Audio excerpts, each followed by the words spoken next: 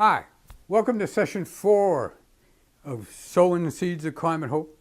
And in this one, we're going to tackle the area of transportation, which has been a major challenge from a green renewable energy standpoint because, well, you got to be able to take it with you. And up to this point in time, we've been spoiled by our use of gasoline because gasoline packs a lot of energy into a very small place and a very small weight. And so we can go hundreds of miles before we have to fill up. And so it's been a challenge to come up with the technology that can solve that. And the good news is they've done it. They've mastered the technology. Mass-produced electric vehicles are now available.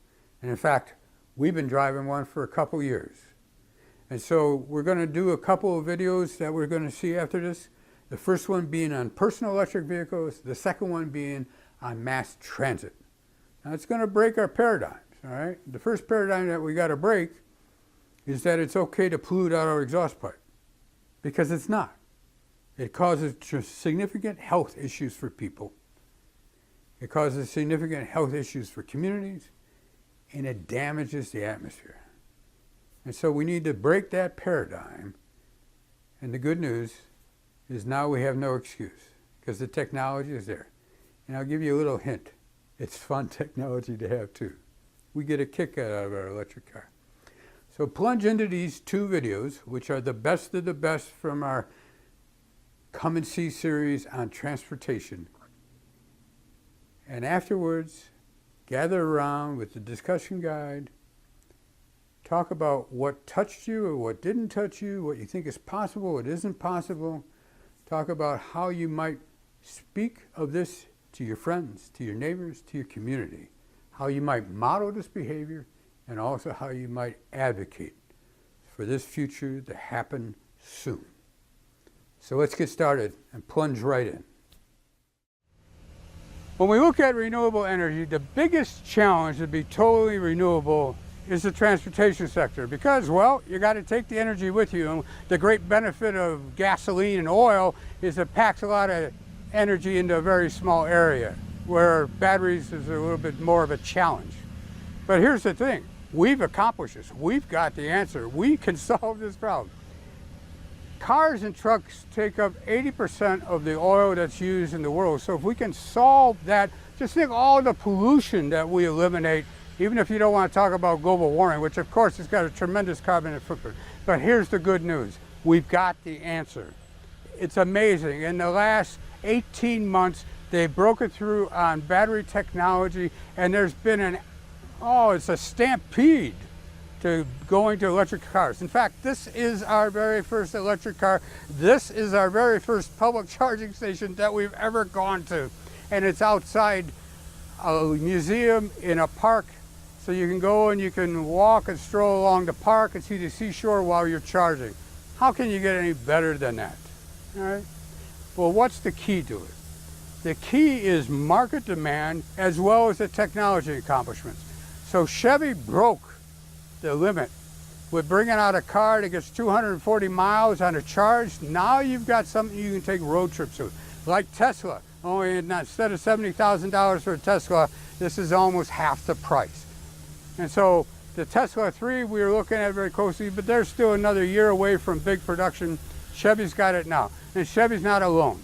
GM as a corporation last week announced that in 5 years there are going to be 33 different GM models that are electric. And why? Well, because China is demanding it be so. China is floating that by the year 2030 you're not going to be able to sell an internal combustion engine in China. Countries around the world are already forecasting a cutoff in which you will no longer have internal combustion engines being sold. So a couple of small countries in Europe, the largest one being Germany, has said maybe by 2030. The big push for this is going to be China, because the pollution is so bad in China. China is looking at 2030 as a cutoff, and now you're talking a market of a couple of billion customers, all right? And so companies like GM, and obviously the Japanese companies and the German companies are saying, we want in that market, we're going to have a lot of electric vehicles. And so the Bolt is the first one for the Chevy that's all electric with a big range. In the next 2 years, they're going to have 3 more models. In the next 5 years, they're going to have 30 more models of different electric ones. And you're going to see Ford and Chrysler right behind them, as well as all the European men. We are on the cusp of an evolutionary change, a revolutionary change, in which we'll no longer have polluting cars, we'll no longer have cars with exhaust pipes. And so your kids and my kids will be able to breathe a lot easier. And this is applying to trucks too. Tesla is about to make an announcement on an all-electric semi-truck. All right? There was a bus at a test track in Indiana in October that drove for 1,000 miles on a single charge. Now, grant you, they were only going 15 miles an hour, but it's a sign of where this technology is going. We are here. The end of the gasoline car is very, very close. No matter how their manufacturers, no matter what the oil companies say, it's upon us. And this is critical for the future of our kids. It's critical from turning us away from the climate crisis. So we can do this. We absolutely have the technology. The question is, do we have the faith to drive it? Let's turn to the prophet Isaiah. In the 42nd chapter, Isaiah proclaims the voice of the Lord. And he says, I am the Lord, that is my name, my glory I give to no other, nor my praise to idols. See, the former things have come to pass, and the new things I now declare. Before they spring truth, I will tell you of them. The prophet Isaiah, 3,000 years ago, talked about God making all things new. We're in such an era right now. You know, when we talk about the apocalypse, it's not the end of time. It's end of this time, it's end of this era. That's where we're at in terms of having electric vehicles. We can do this. They're affordable now. They're practical now from the rate change. We're going to see chargers all over the place. You can have apps on your smartphone that you can download it. If you but have the faith to take this step into the future, we can do this. We want to look at the transport sector because transportation uses a tremendous amount of fossil fuels right now. And so what can we do to reduce the pollution that's put up in the air from the burning of those fossil fuels to move us from one place to the other? Specifically today, I want to look at public transportation. So we're here at a public train station. Now you can see it's pretty empty. It's Sunday afternoon, so the trains don't run all that often. In fact, they're every couple of hours, and they take a long time to go into Chicago. So that's a sign that we're not really using public transportation all that well, even in a major metropolitan area. In fact, across the United States in metropolitan areas, less than 5% of us use public transportation. Most often, when we think of public transportation that we're willing to use, it's the airplanes that are up in the sky. But if we're going to have a future for our kids, we have to use public transportation that is non-polluting, that is clean, that is safe, that is efficient, that works when we need it and takes us where we need to go. And so that means we need to invest in public transportation systems.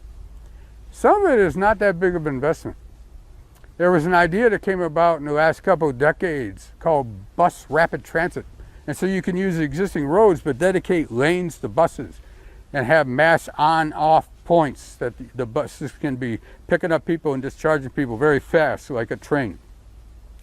Having a common paying system so that you have one pay system and one networking system on your smartphone is another way to encourage public transportation use. In London, 50% of the people use public transportation. We've seen this in Paris too. When I was in Paris for the climate talks, we had picked the wrong spot for our hotel versus where the climate talks was, and so every day I had to take 3 trains and 1 bus. But it took me a half hour to go through 3 trains and 1 bus. They went bam, to bam, to bam, to bam. When you design public transportation systems so that they're clean, they're safe, they're efficient, they meet people's needs, people will use them. But it takes an investment. And so to get the investment in public transportation systems that are clean, to eliminate those dirty diesel, whether they're dirty diesel trains or they're dirty diesel buses or these bumpy railroad tracks, that takes an investment. And that takes our politicians, our government officials responding to our needs and the needs of our kids and in the future. And to do that, we're going to have to pressure them. We're going to have to get active in politics to tell them to invest in public transportation, to reduce all of the pollution that comes about from our growing addiction to cars. Can we do this? Lately, I've been pondering a verse from the 11th chapter of Luke's Gospel, in which Jesus was using as an example the satirical question, what father, when a child asked for food, would give them a serpent or a scorpion? And of course you wouldn't do that. And even though you're evil, you wouldn't do that. Now, I wonder sometimes when I look at the future we're condemning our kids to, if we recognize what are the scorpions and the serpents that are among us right now. The pollution that we put up in the sky, the heating of the atmosphere, the storms, the droughts, the floods that we're causing because we're refusing to change how we live. Can we change how we live? In the book of Deuteronomy in the Hebrew Bible, the people were asking, why was it necessary that we wandered in the desert for 40 years? And God, speaking through the prophet, said it's because you did not yet understand that you needed to change. We're in a troubled time right now where we're wondering, is there any hope? And yes, there is hope because we have the technology. All we're lacking is the political will. The political will to end the traffic jams, to switch to public transportation that comes to us when we need it, takes us where we need to go, and is safe, efficient, and clean. Can we do this? You bet we can do this. All it takes is demanding of our political leaders that they respond to our needs and not the needs of the oil companies, coal companies, gas companies. We can do this. Public transportation, another one of the positive signs that's on the horizon that we have the technology, and when we have our faith guide our use of technology, there is hope for our kids, hope for the future.